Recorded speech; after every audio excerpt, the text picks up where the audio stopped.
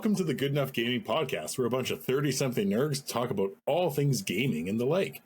We are your average enthusiasts that try our best to dive into all the games, shows, movies that we nerds indulge in, celebrate our favorites, and shit on a few duds along the way. I'm your host, Kyle. We're joined by Jordan, Trevor, and Daryl. And here's just a small taste of what your ear holes can expect today. You put up a lot of new posters downstairs. What's behind these? Kyle's punching himself a Shawshank escape tunnel. I was gonna say, yeah, there you go. Today's episode is entitled, We Came, We Saw, We Went Bonkers.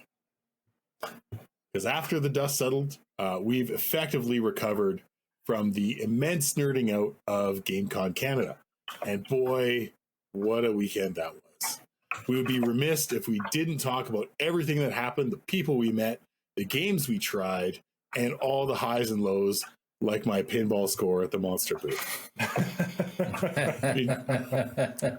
You just had to remind me, Daryl. Emotional roller coaster. Yeah. Fuck. GameCon Canada was a hit, and we can't wait to share our experiences and what we hopefully can look forward to next year. Well, to say that GameCon Canada was number one, a success, and two, an absolute fucking whirlwind of a weekend. Yeah. That was crazy. My feet fucking hurt. Oh, yeah. We put a lot of steps put in. Yeah. There's a lot of heat on the feet, if you know what I'm saying. Mm-hmm. The shoe game was going strong.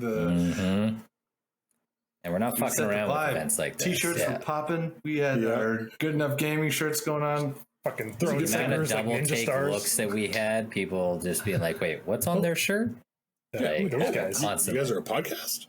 Like, I actually passed out the where's your stickers, booth? though. I didn't want to be like with those clicker guys at Las Vegas. They're just giving out the nudie cards. Hey, like Yeah. snapping. Oh boy. So GameCon was a brand new experience for us. We've never gone as a podcast and sort of experienced an event. The media passes we got, shout out to Chris and Mark, those were dope. Grabbed our media pass. I felt like Lilu from Fifth Element. Lilu Multipass? That's important. Walked right in. Yeah, it was great. And the con was, Friday it started to fill up, and it was really cool. Saturday was Bussin'. That place was busy. It was bumping. Yeah, it was bumping. I didn't make it to Sunday, but the other three AU. It was still good. quite busy. They still had a good crew in there. Yeah, it was solid. Sunday they had the kids cosplay contest. Adorable. Which was adorable. Yeah. It was so good. That was the mimic chest. Oh, Yeah, so he was funny. in the competition. That was so good. Amazing. Yeah. So good. I loved that. As much as I hate mimics in D&D, as it is, Daryl. that Daryl's got a kid mimic crushed that costume. Yeah. There was absolutely so much for us to, not only watch and see, but also do. I was blown away. My biggest overarching thought from all of it was blown away, just the kindness and the general feeling talking to all these people that we did. Everyone was happy to talk to us. They were more than willing just to chat and bullshit. We made a good friend, Mr. Fuzzy Wuzzy, who's actually on our show next week. Spoilies. Who's a local streamer who got tapped to join in and stream live at the convention, which was dope. Everyone that did that, I was like, that's incredible. That's so cool for all the streamers that were there that managed and mitigated that kind of level of chaos, stimulus. That's just the logistics of it, getting your setup all tuned in and everything. That's remarkable. It's crazy. Yeah, really cool though. I think my biggest takeaway was just how much there was to do for literally, if you enjoyed gaming in any of its aspects, like there was something to do. There was a whole area of just board games that you could borrow and play through. They had card games going on. Like they had a whole Magic section where you could just like make friends and just yell at each other playing Magic, whatever it is you do there. that Warhammer game tournament looked so intense. Yes. So guys had the coolest setups. Like so we have played was so good. If no one knows, like we've dabbled, we've played some D&D, we've done stuff like that. Like I know Warhammer from a distance, right? Like I know there's figures, I know there's a lot of them, but having a Warhammer tournament where people show up with like the fucking 100-liter like bins, like the big Home Depot bins, like big ass tables, everyone's there, they've got their own terrain, they've got all their units that they painted all of it themselves. Everyone's got like the almost like the dad keychain like tape measure. I didn't realize that was part of Warhammer because there's no movement squares, it's all measured. That was insane. And there's probably like 20, 30 tables going on at once. I think there was closer to 50. There was so and there was so much, like some of those that had towers that were like 3 feet tall, like spirals and things to move on. Like it's like we were walking through a miniature village. Like someone's got one of those like crazy train setups for like Christmas or Halloween stuff. It was like that, but for Warhammer. I was just like, this is too much. Wild. Yeah, that was the thing that impressed me the most, is just the sheer variety of things to do. And like even I'm not a huge like card game guy, I'm not a big like board game person. I find a lot of those really intricate games super overwhelming. But like even Daryl and I sat down and we ended up playing like this Marvel like turn-based card game, and like it was actually really fun. And kudos to to the expo and the people there. They had people that would like sit there and walk you through the rules and how to play it properly. And I wouldn't have sat down and played a game like that without the help, because I was like, this is convoluted, this is intimidating, but like they do a really good job making you feel like, you know what, you want to give it a shot, you never tried this before, sit down and we'll teach you.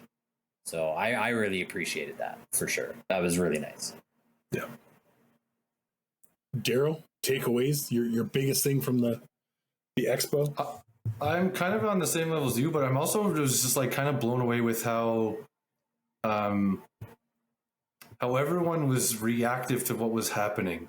So as much as like, because there was an overload of stimulus, like there was just like stuff everywhere and it could have been extremely chaotic, but I loved the layout that they had for the event in comparison to some of the other types of expos that I've been to. Like there was room to move, and there was room to go to other things and do other things, but everybody was just so inviting and welcoming and open. And the stars that were there, like the people that were there, were so just like down to earth and relatable, and like talked with the people there. Like Oded was talking with people, and Nora was talking with people outside and inside, and Deborah was like on the stage and then just like talking to people on the way out. And I just thought like everybody was so reactive in all the right ways, like in communicating with everybody that was there, whether it was like the lead vendor, cosplay specialist, or like anybody. Like everybody was just having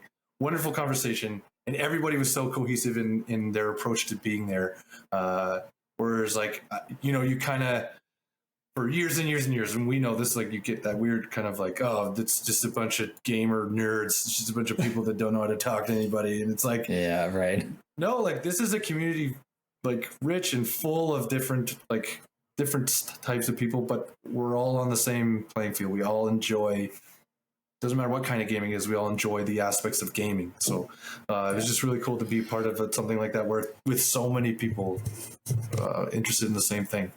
Well, and they did such a good job, like for as large of an event as it was, it did still feel like weirdly intimate and like that very like local community almost.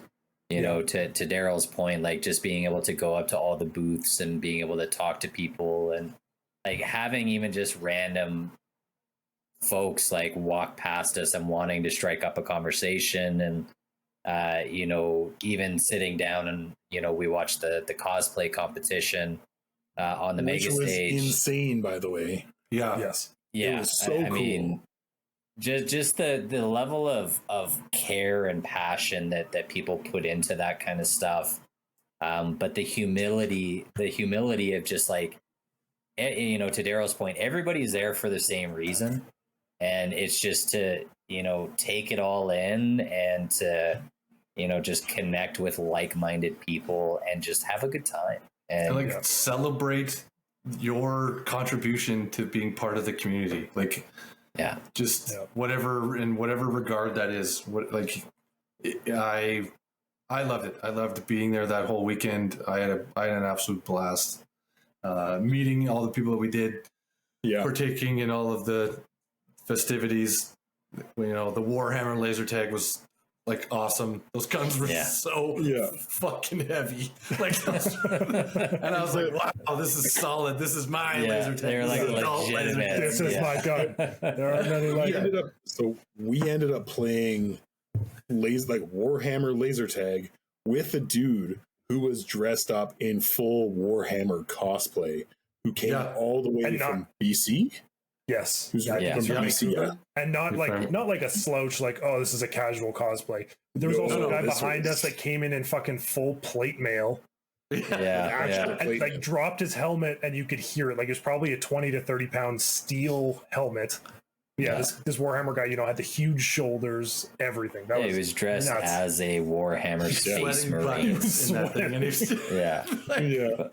dying. And that Space Marine cosplay was fucking incredible. And we won, and we crushed it. And he was like such a champ about it. Like, I loved it. It was all about it. I gotta say, I think to Daryl's point, the thing I think that stands out to me as like the key indicator of how everyone acted during the weekend was watching the celebs move around the expo.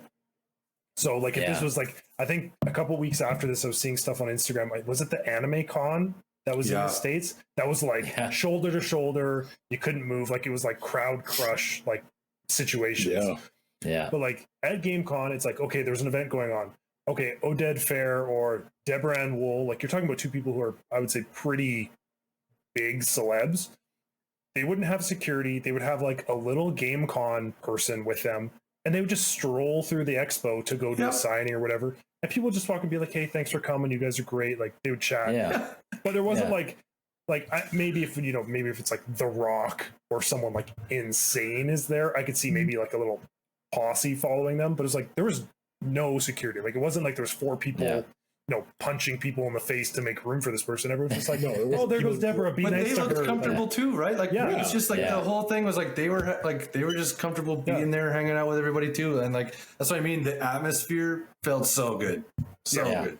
It was just like the everybody was just so respectful. Like, you know, somebody would come up and, you know, hey, like, huge fan, you know, can I maybe take a photo with you? Like, if you got the time.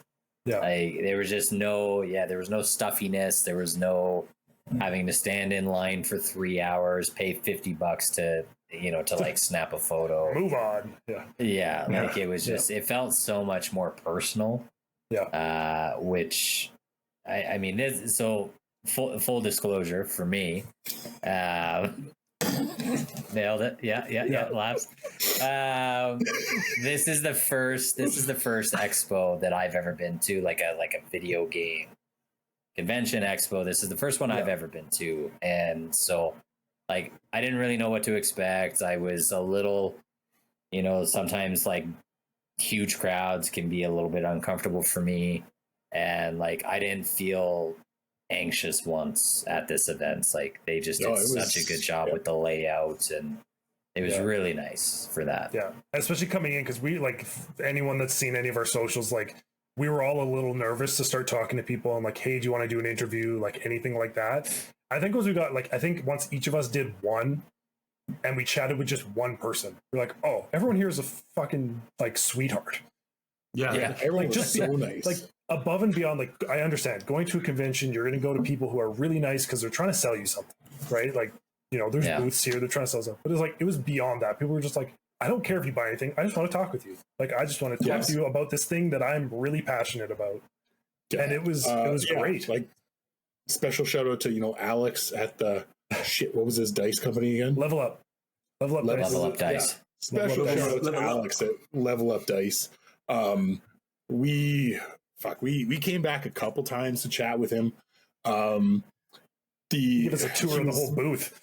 Oh my god, he was so passionate about like dice and like all these designs for these dice he had and this cool new design that he thought up, and even letting us roll the tungsten dice, which were that was amazing. For reference, this is a regular size D20, you know, plastic, whatever, weighs a few ounces. This tungsten die, it's like 5 I swear pounds. to God, it was it 5 pounds? Was it like it was like 5 pounds for the regular sized one? Yeah. And then he had an oversized one. I rolled that one. That thing was awesome. Oh my god, it was like huge. It's like the size of a baseball, and it probably weighed like 40 pounds roughly. Like, it was a lot. Yeah, it was intense. A lot. And he was. You have to roll it on a special thing, otherwise it would just like destroy the counter. Yeah. Like, he was just so happy to chat with everyone about dice. Yeah. It was great. One thing he made a comment too about how, and I think this is like, again, this is one of those differences that you really get to see once it's in your face, was like how they cooperate as like competing dice companies, and like they celebrate each other and they like help each other and stuff. I was like, what other business based off of like any of this stuff would be like, oh no, like, well, we'll help you. What industry? Like, what other industry is going to do that kind of stuff? Like, that's just unheard of. So just for reference, I looked it up quick. The 45 millimeter tungsten die, so like 4.5 centimeters across, the D20 is $1,300 Canadian. Yeah. It's pure tungsten machined into a D20. Yeah. I want to see what the actual weight is. I don't know, but is that the one we picked up, Trevor? Is that the one? Yeah, it's it was heavy. It's also known as Table Destroyer. Yeah. Yes. Okay, that's the one.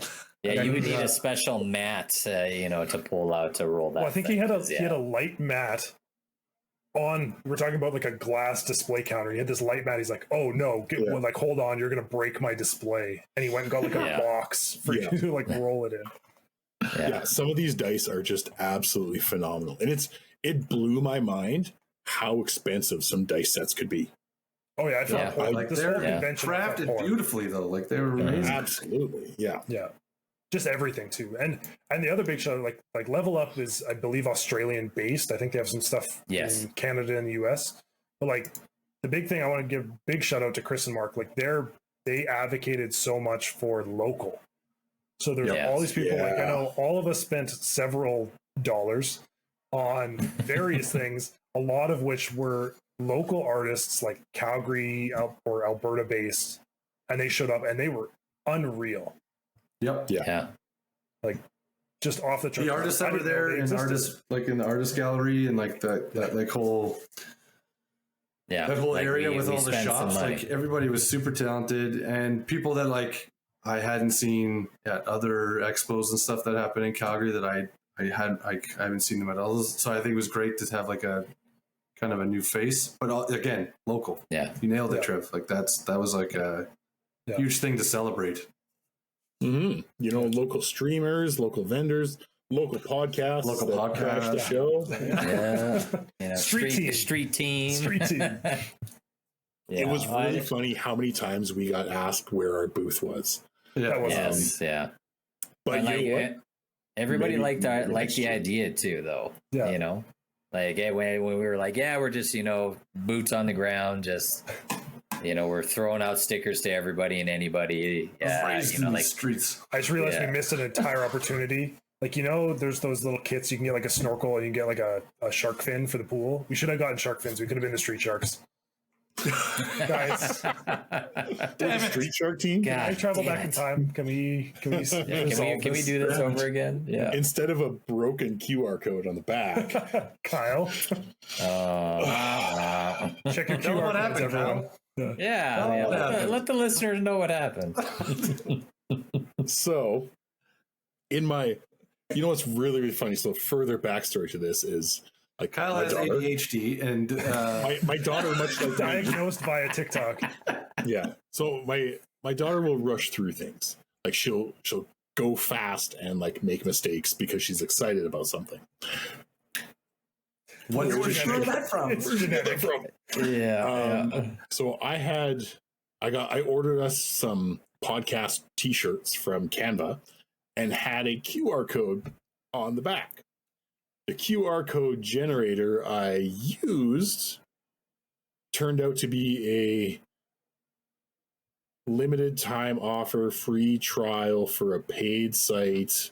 It's like a I link was like, tree. oh, it's run by Bitly. It should be fine. Oh, Gotcha website. Yep. Gotcha. You're 1 month free, and now it It's doesn't. not even Yeah. fine print. He was probably like, bolded, just typing it in, like, just so you know, this isn't gonna work in 2 weeks. Like, Yeah, I must have glossed over that, but unfortunately, the QR codes on the back of our shirts didn't work. they did not Now, work. No. shout out to Retro Edge, the QR codes on our stickers did. Did Yes. Expert. Yes. We're talking about a seasoned expert. professional. Yeah. Yeah.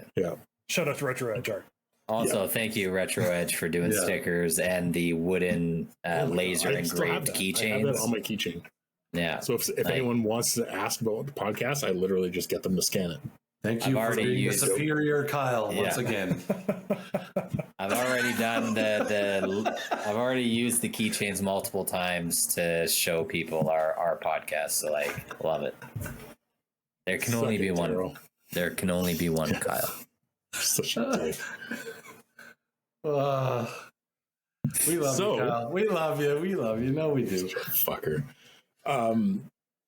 The GameCon as a whole was pretty phenomenal. They had an ungodly amount of monster that they handed out. Okay. You Yeah. could literally No, walk up no. to the counter. Yes, but let's preface this, okay? So, in a normal situation, a person would go to a booth once, maybe twice, follow up, maybe 3 times if they were like humming and hawing about getting a product and going back to get. So, in a normal situation, somebody's handing out free samples. You would get one of those things. Also, Free sample. Also, the sample would would get- be a sample. You would Yeah, get a free yes. sample. Now, Yeah. Monster, bless them, for the event, we're giving out full cans of their peach, Whole ass whatever. cans of their new peach flavor. Yeah, for everyone to have. And so you go and you get your peach. Now, the other thing that kept bringing Kyle back to the Monster booth wasn't just that they were giving out Monster, was, as we noted in the intro, they had an interactive pinball game that you could play, and the highest scores, the 3 highest scores at the end of the weekend, won a gaming chair.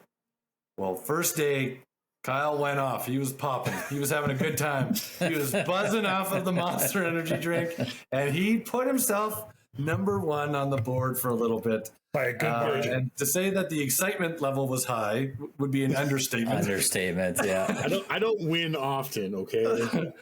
So we're going around the event and enjoying and partaking in everything and conversing with everyone. But every once in a while, Kyle go, I think I need to go back and check the score. I need to go see how I'm doing. I'm I need to just see if wondering I'm if I need first. to play again.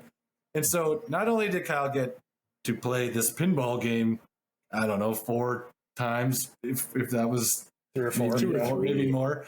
But well, when in Rome, you just go get another free sample. So- I didn't have that many monsters. No drywall was hurt in participation. center. People didn't have any drywall for you to punch, but Yeah. It was really funny though. Like at one point, I came back and I put up a higher score to get back on the leaderboard. And once I did that, there was a dude like 2 places behind me in line. He was like, "Oh shit, are you good enough, Kyle?" It's like, yeah. He's like, "Oh, I'm like the guy above me." I was like, "Well, good luck." Yeah. And then come to find out on Sunday that Oh my God. this game was played What the on fuck? an iPad. So it's an Apple available like It's a sponsored browser game. Yeah, it's a browser Yeah. game. I could So- literally bring it up right now and play. I can't remember which of those people it was. This is one of those people that Kyle had competed with. Apparently, according to the people at the Monster booth, this guy went home and practiced. And his girlfriend was chatting with the Monster people because she was there for a while the next day. So everyone was, I think, like Kyle Based was on in his the score. yeah, Kyle was in like the 90,000s. There was a couple people that like kind of bumped him out at 100,000. I'm pretty sure this guy's score was just shy of 1 million. Yeah. Yeah, So, like, just under 900,000. that. So like Yeah. the first to second gap was about 800,000 points on Sunday, Yeah. and I think it stayed that way. Like most good people Yeah. got to like 100,000. This guy was at about 1 million, and they're like, yeah, he just went off, and he's gonna win a chair. Yeah. It's him and then everybody else. Yeah, Like he went home and practiced. yeah. The girlfriend was saying apparently he practiced like all night and figured out like the best ways to get the bonus points and strategized. And just like, oh my god. You know, he And really then wanted that poor gaming Kyle chair, here's dreams about winning that chair. Yeah, Kyle couldn't Yeah. come on I Sunday. wanted a He's like, monster chair. first thing in the morning, Kyle, when we get there, Kyle texts us. He's like, "Hey, can you guys check on my score? I'm really curious." We're going to send him. Be like, Yeah, "You're yeah. fucked." Like, I'm sorry, but you're fucked. No chair You're, for you're you. not winning that gaming chair, pal. Sorry about. But I'll grab you you're a can of done. Monster. Consolation prize. Yeah, Yeah, can of Monster, and you got plenty of drywall in that house of yours, so you're good to go. I'm sure your wife has a project for you that can demo some. Oh boy. It's a good thing she doesn't listen to the podcast. You put up a lot of new posters downstairs. What's behind these? Kyle's punching himself a Shawshank escape yeah. tunnel. I was gonna say, Yeah, there you go. I was just watching Shawshank clips on TikTok the other day. So, that's how we Nice. consume movies now, is watching 2.5-minute clips of them On on TikTok. TikTok. Yeah. Speak That's for yourself. unfortunate. Good God in heaven. So, you know what? I feel like I need to like emotionally recover after reliving that traumatic event of. Oh, please. Oh, get out of town. Fuck out So- of here. So with that, I'm going to pass it over to Jordan to give us our first treasure trove of the season. Okay. Treasure trove. So first treasure trove of the season. Always a big deal around here.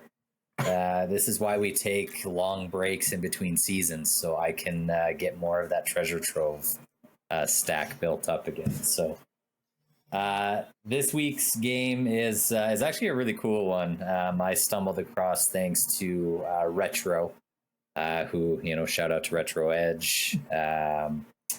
We've been talking about this game called Bramble the Mountain King. It's made by Merge Games Limited. It's an indie title. It follows Nordic fables, but like incredibly scary, holy shit, wake you up at night type fables. Also the real ones. Yes, these are legitimate ones. Not the Disney version. And so basically, you play as a young boy whose sister has been taken by one of these creatures, and so you end up going through trying to find her and rescue her. It's a gorgeous, almost like an isometric view. If anybody's played the game Inside or like Little Nightmares, you'll kind of have an idea of the aesthetic of this game and sort of the gameplay. It's a mixture of platforming and some light puzzles. There's really no combat or anything like that, but there's a demo, I believe, on both Xbox and PlayStation. So if you're interested, certainly check it out. The demo follows like one little level segment where you've got this like lady of the bog. Oh, I remember that. Chasing after you, and it is fucking terrifying. I remember you sent us clips of that. I was like, holy shit. Yeah, it certainly left an impression on me. That's for sure. So the best part though about this game is it is on Xbox Game Pass. So like I said, if you've played the Little Nightmares and you're really into that sort of style of game, and you have Game Pass either on PC or console, absolutely check it out. I highly recommend it. It's a beautiful game. The sound design is phenomenal as well. And it's not very long. You can probably beat the game in just a few short hours, probably like 4 or 5 hours. So yeah, Ramble, the Mountain King. Check it out. Great. Well, thank you for taking us through the halls of the Mountain King. Good God.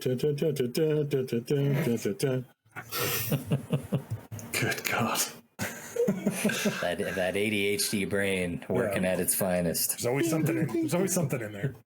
There's a reason I love pinball, okay? Yeah. Resonates very well. Right? Yeah. Pinball and Nick Cage. Hey, look, it's my attention span.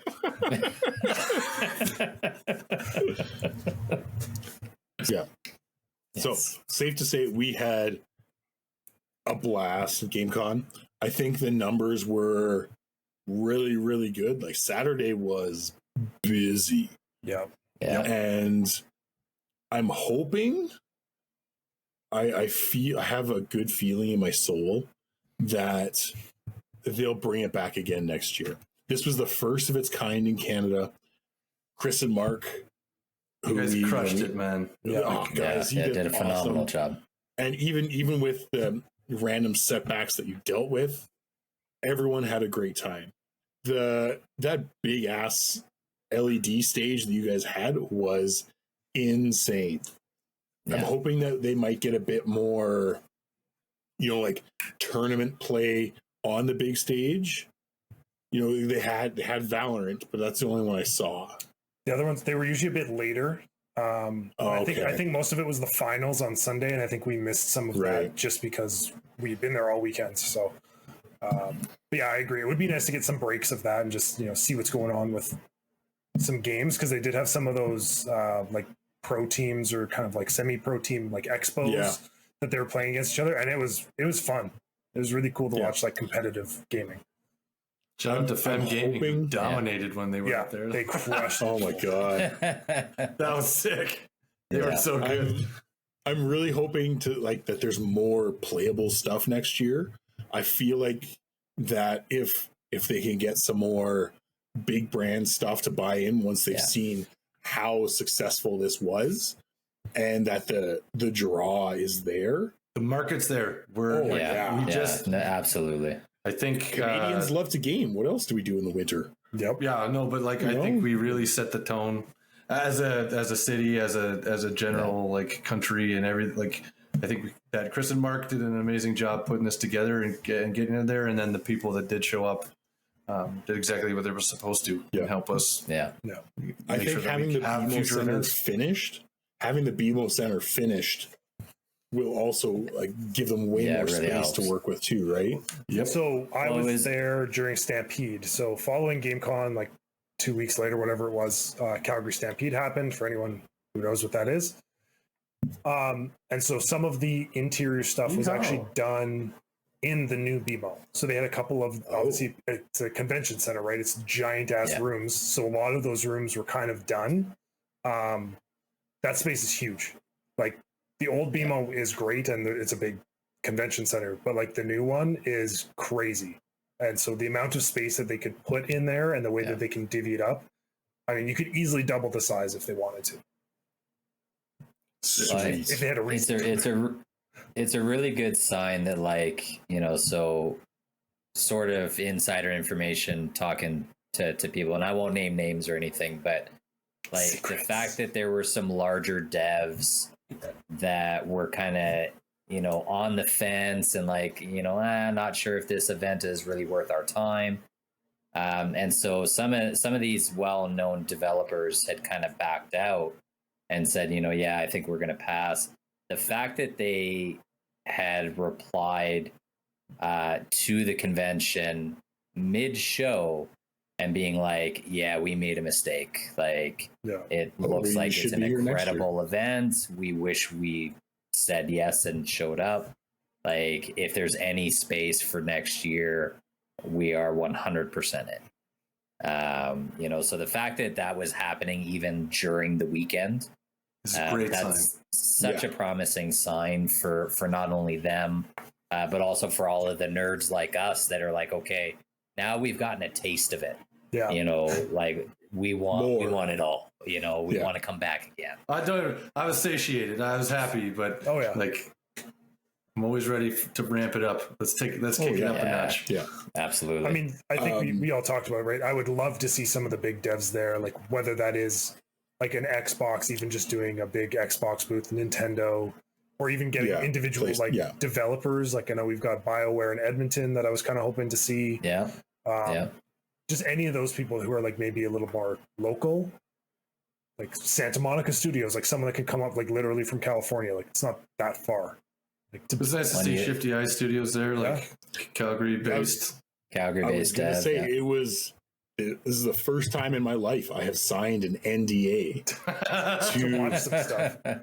To watch some stuff and take a look at a new game that is coming out next year that we can't talk about. You know what the biggest takeaway from that is that we can talk about? Sony noise canceling headphones are fucking awesome. Those things are great. In the middle of a convention, and the guys, they're the best. Convention's roaring around us. The guy's like, "Here, put these on. You can like listen and watch the thing." I was like, "Oh my god, these are incredible!" It's like I can hear my own thoughts. Yeah. Like what is happening? It was terrifying. Yeah, don't give that to Kyle. What do I do? Just Nick Cage sounds. Talk to me. Just Nick Cage noises. Yeah. I'm a kitty cat. That was really, really cool. And the nice part too is like we actually got to sit down and we talked with the CEO of Shifty Eye Studios. Hunter. Yeah. And he was more than happy just to sit and shoot the shit with us for a bit because he comes from like a lot of video game development stuff. I'm hoping maybe we can reach out to him and get him on the show at some point because that would be super fucking cool. Yep. Yeah. But it felt really, really cool to be part of it and part of sort of a different area of it. We talked with a bunch of different game developers. There was it Star Scavenger? Yep. What was Salvager? On my Steam. Star Salvager? Yeah. Star Salvager. Why am I sorry? Star Salvager. Star Salvager. Why was I blanking? Star Salvager was like the first game we like sat down and got to play. And I was like, oh, okay, I like this. I might have come back to play it a few more times during the weekend. Yeah, like, no way. Music was really good in that game. The music was great. A-Games. Shout out to A-Game Studios who made that one. Yeah. It was like, Yeah. Think of like a classic, like if anyone's like curious about this, like think of going to an arcade and there's like the classic like airplane shooter game. Yeah, it's like Galaga. Yeah, like that. Yeah, it was like Galaga but fun. Mixed with Tetris, and there's like other stuff going on, and like build and stuff. Like it was very cool, and the music was awesome. Like they crushed it. Yeah, as soon as I put the headphones on, I was like, "Ooh, yeah!" Like I could sit and just it was a bop. I was having a good time. Yeah. I mean, that one stuck out for me. That one was good. I mean, we didn't really touch it. It's not like we've kind of talked about before. Like Warhammer, we're not. I don't make enough money to enjoy Warhammer. Like I'll put it that way.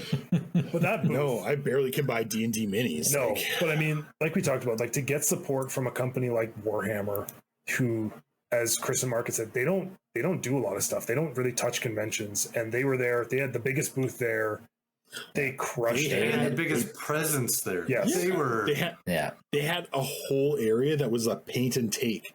So you got a free mini and a person, like a you basically got a live tutorial on how to paint it. How to paint it properly. They've never done an event in Canada, just for reference for our listeners. Like they have never done something in our country. Yeah. And so the fact that this was the first time that they've ever even been here and done an event of this scale, I think they'll be back. Amazing. I think they're coming back. Oh, But so, between, yeah, 'cause, like, I mean, that was amazing. The big booth that they had showcasing all of their their goods and like in figures and like starter kits and all of that stuff. On top of the which that mini painting thing, I think was an incredible idea, and that was never not full. Like that, that station was full the entire time, all weekend. So, absolutely an amazing piece to put in there, and clearly was successful. Clearly, there was demand for that, and it worked. And then having the laser tag, like the on top of that they had written, and like that entire laser tag, the guns, the situation are all built around the game. Those guns were so heavy. They were so good. Cool, though. It was really cool. Yeah, and like really depending cool. what faction you were, like that's what kind of gun you got. So like not everybody was using the same weapon in the laser tag thing, which is like, and the weapons had different qualities too. Yeah, like so flipping cool. I love it. Yeah. It's just I thought that their presence and what they did and their approach to the event was flawless, and I think that they absolutely crushed it. So. Well, and it was really nice that they had lots of different activities and stations, like Trevor had mentioned, like the card game tables, and, they even had like a PC gaming setup, and, that there was a lot of board games and things like that you, in a different like section of the expo. So if you wanted to just take a break, sit down at a table with your friends and just kind of like cool off for a little bit, there were still things to do. And like we were there for 3 days, and I felt like there was always something for us to do. I didn't feel like we were. There was no shortage. And when Jordan, so that was when Jordan says board games, we're not talking like, oh, there's 10 versions of Yahtzee over there. Like we walked past games. There was some like we walked past some board games that were easily $600-700. Like there was a whole fucking Galactus X-Men thing. Yeah, like that. Like, just happened to be holding a good enough sticker. I mean, who wouldn't? Yeah, I don't know how that happened. I don't know. But there were some games because we were like, I don't think we have time to sit down and play around and learn this because it looked pretty complicated. It was like just the board game. It was kind of like Mousetrap, where you're like, I just want to set that up and look at it, do it, make it do the thing once, and then like put it away. But there's some fucking cool games there. There's like there's games that those are 3 to 7 hour time sinks. Like those are like and. Like, but you could just sit there at the table and play it like with your buddies. Like, that's so cool. That's so cool. Yeah, it was really cool. You don't feel like you ever have to leave the convention if you don't want to. Like, there's no shortage of things to do. Yeah, and they had mini donuts. Yeah. Yeah, they had food, they had food trucks. You can't go to the Stampede grounds anywhere near there and not have mini donuts. It's just like a Monster might be a Energy crime. and mini donuts. Yeah, and lemonade. Guts were lemonade. Yeah, they had card booths there. Yeah, there's magic stuff. Like there's the Magic Gathering booth, right? They've got the freaking $13,000 Black Lotus on display, and you're like, okay, now you're just here to show off. Like, why? Now you're just no one's buying that this weekend, but sure. Yeah, you're just slapping it on the table and showing us what's going on. So. But before we move on, I think just a special shout out as well to the Child's Play charity. Yes. Yeah. So everybody's ticket purchase to the event, a portion of that went to this charity, Child's Play. It's basically it's a worldwide organization that partners with hospitals to fund gaming systems for children to, essentially just have something to distract their minds a little bit when they're in the hospital, especially long-term patients and things like that. And I know, obviously. Not to speak for Kyle, but with Kyle's wife being a nurse, we've got some healthcare in our families. Definitely, it's it kind of hit a little bit of a special note for us too. I think and even we see the importance of that stuff. And I think Mark and Chris and GameCon as a whole was also doing a separate thing on top of that, I think, where they were trying to, I think some of the items, like the displays and some of the things from the show, I think were also going to be donated. Yes. There was like a wish list thing, like on top of Child's Play. I believe they were also kind of doing a separate thing on the side. I can't remember if they were completely intertwined or not, but same thing. Yeah. Huge shout out. Like, that's just, this whole thing, like every time we talked to Mark and Chris, was looking out for the local community through gaming. Like, I don't think there was a single booth that didn't know who Mark and Chris were. Every day I saw them, like, in the, throughout the convention, chatting with people, making sure everything's good. Kid, before we played laser tag, there's a kid that fell and broke their arm, and that was a huge issue. But, like, kid was fine, made sure everything was good. And yeah, absolutely everyone we talked to was like, "Oh, have you guys talked to Mark and Chris? They're awesome." Like, we have. We love them. And we still, like, every time we saw them, they would stop and have a quick chat, like. Yeah. There's not too many conventions that you wouldn't just like be like, "Oh, I talked to manager number 2 and I'm at booth 17A and I don't know anyone," right? Yeah. Like that's the big convention, kind of concept. But this was it felt way more personal. And I mean, like, Jordan, I don't know if you've hit them up to get them some new shoes yet or not, but yeah, I mean, I'm curious. I'd love if they were wearing Fitbits or something. I'd love to see the metrics. Oh my God, how many steps for those 3 days and how many steps that they did. Jesus. But yeah, wore out the soles of whatever they had on. That's for sure. Yeah, like whatever they were wearing, I'm sure they need to replace them after that weekend. Busy bodies. Yeah, I mean, good for them. Yeah. So, since we know them so well, we have their ears. Speaking of wish lists too, what do you have on your wish list for GameCon next year? Oh, I've got a big one, and I know it's going to hit some hearts here. Yeah, you do. It's gonna get some people excited. So, if there weren't already enough ways to spend money at GameCon when we were there, I think everyone here spent easily at least $100, right? Like, get some art, some stuff like that. Yeah. The one I think that we were saying was kind of missing just a little bit was like figures, like action figures, like whether that be retro or new collectible type shit. Collectible statues, stuff like that. And I was just like, it would be awesome. We're talking local, we're talking the love. Like, it would be awesome if we could get like McFarlane, like get McFarlane toys to have a booth. Yeah. Right. Fairly local-ish. Kind of like local roots. I think that would be huge. And the same thing, just some more of those vendors just to get a big variety of what there is to have for gaming. Like whether, get like a custom controller booth or something. Yeah. Controller parts. Any of those. I would pay a premium at a convention to get a one-off controller. Or even if they had like the skins, right? Like here's the the clip-on face pad for a PS5 or an Xbox One controller. Yeah. It'd even be cool if there was somebody there that was like, "Hey, bring in your own controller and we'll do it for you." Right? Yeah, like we'll whip up a design for you, like on the show floor. Yeah. I'm sure there's somebody out there that does that. Bring your PS5 ends. Plates. Yeah, bring your plates. PS5 plates and get those like custom done. Yeah, they could make I'd be all over that if you can airbrush. Oh God, that'd be crazy. Yeah, I'd be all over that for sure.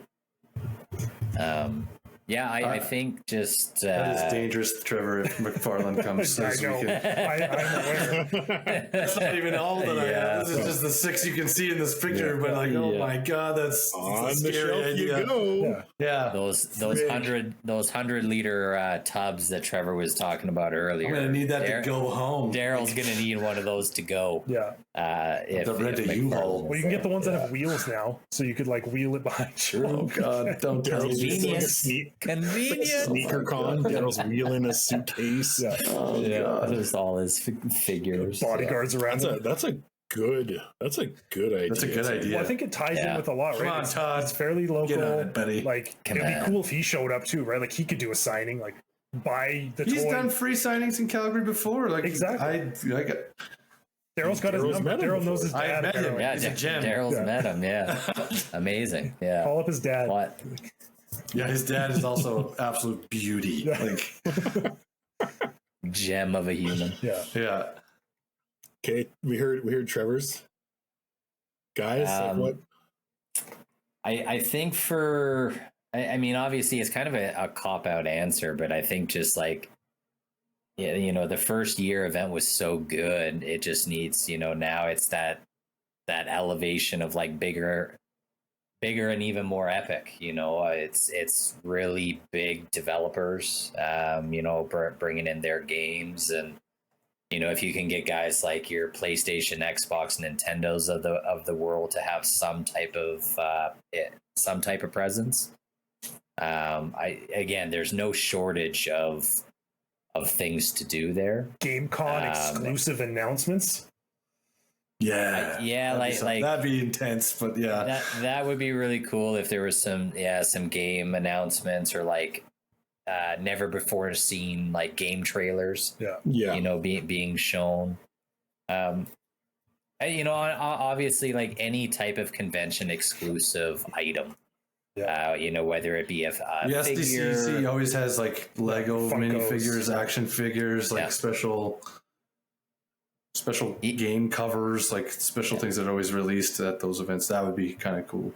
Yeah, you know, if there was anything that was like GameCon specific, you can only get at the expo.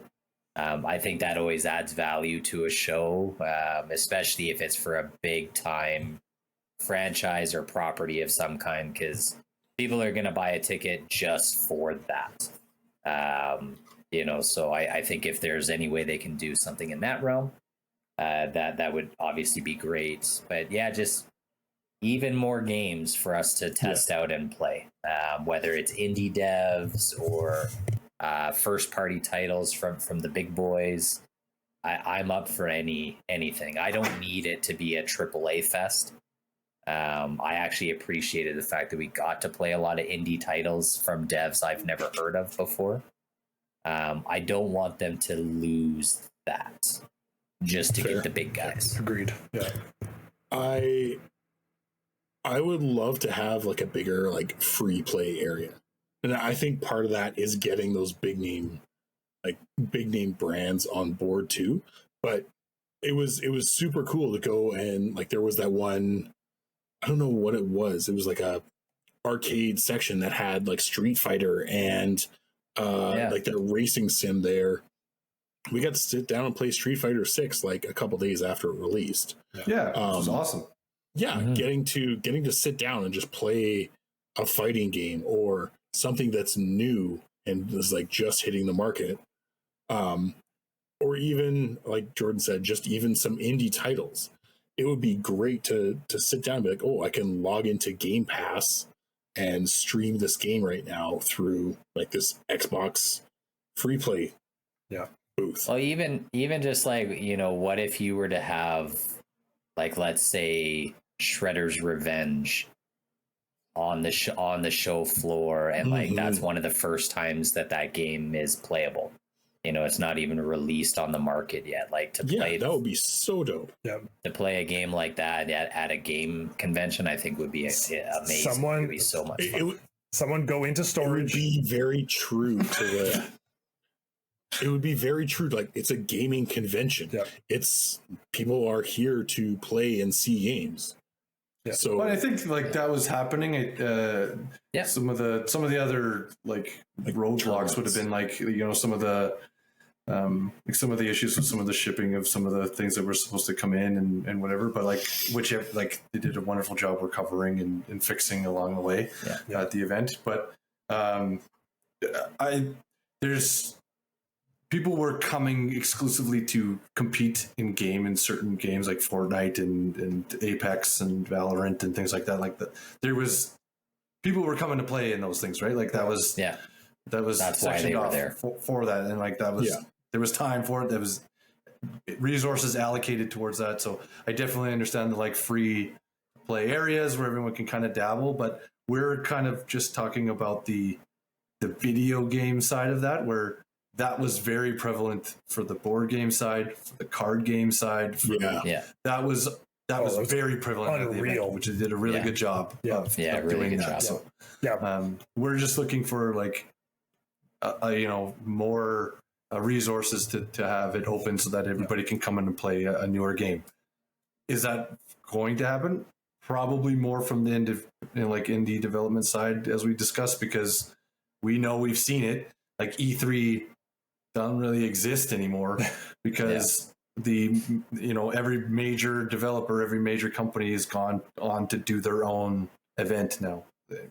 Online primarily. Digital shows. It's much more cost effective, and it still has the same hit, still has the same amount of viewership, and you can get ad revenue the same way by doing it in house and doing it on your own and making a big spectacle of it that way. So I don't know if we're gonna get the I'd be hard pressed to believe we're gonna get here's a brand new release of a game you've never seen before from anybody that's of note. Like it's just not gonna happen. But it would be fun to be getting some beta testing opportunities at these events. Essentially, what I want, we know it exists and this coming. What I want of it is I want someone to go into a warehouse like the Indiana Jones storage warehouse, find the section where they stored all of those Future Shop demos, and just have a hallway of people standing there doing this, just playing demos on a screen that's way too far above them.